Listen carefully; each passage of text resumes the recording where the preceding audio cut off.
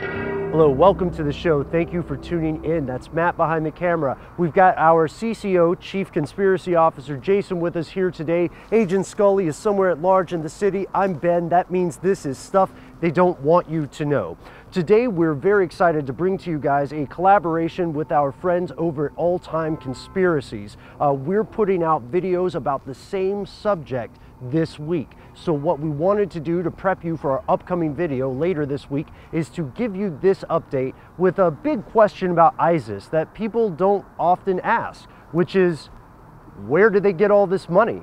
Looting. Now, this one seems pretty obvious, I think. When ISIS or ISIL or whatever you want to call it, when any invading force successfully conquers a city, a village, a town, or even a country, then the first thing they do is to begin looting. Not just businesses, not just government agencies, but of course, people's homes, people's property. And that was one of the initial propellants for ISIS.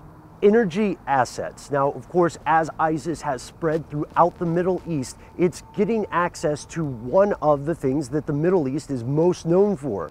You're absolutely right, fossil fuels, oil, and they're successfully selling this oil. The first question for this would be, well, how are they doing that, right? Usually when we think of somebody selling oil, it's a country selling oil via a company, right? Or having an agreement with a large corporation. But from what we understand, in the Middle East, ISIS is selling oil to local traders who are then smuggling it across a border into Turkey, for instance, where it sells for less than the market price of non-stolen oil, which I guess is the best way to put it. Which makes you wonder, does that have anything to do with the plummeting price of oil? Angel investors, since the West at large learned about ISIS, rumors have been persisting that Saudi Arabia or members of the former Saddam Hussein regime, now based in Kuwait, are involved with financing this group. As a matter of fact, this is not some sort of dodgy rumor. This is stuff that people who work for foreign ministries in places like Syria are saying publicly. Bank robberies. That's right. According to official sources, one of the big contributors to ISIS funds was a massive bank robbery at the Bank of Mosul. However, you'll notice that I said official sources, because when Matt and I started investigating this originally, we found that there were also statements from people associated with the Bank of Mosul, people associated with the government, who were saying that this robbery never occurred.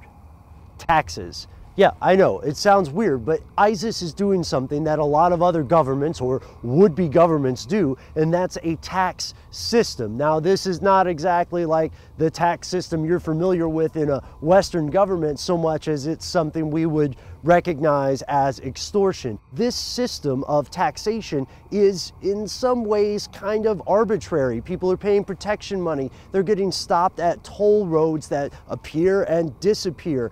There are imports being taken. There are amounts of property being taken, but this is different from a system of looting in that this is organized and there are set amounts that people are required to pay. So this is just a quick rundown of the ways in which ISIS is gathering funding to continue feeding its expansion across the Middle East.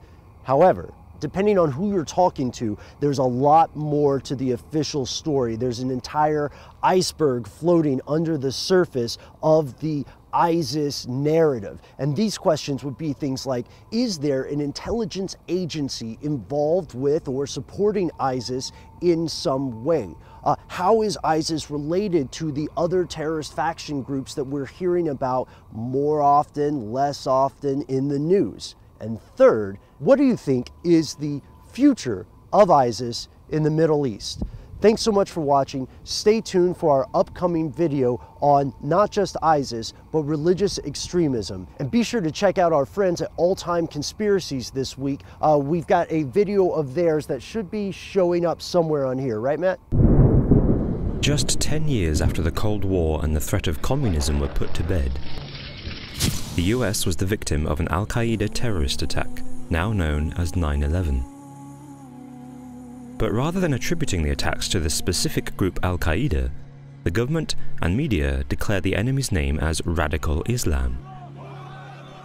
With little understanding of how Islam and Radical Islam are different from each other, America finds itself once again at war with an abstract ideology.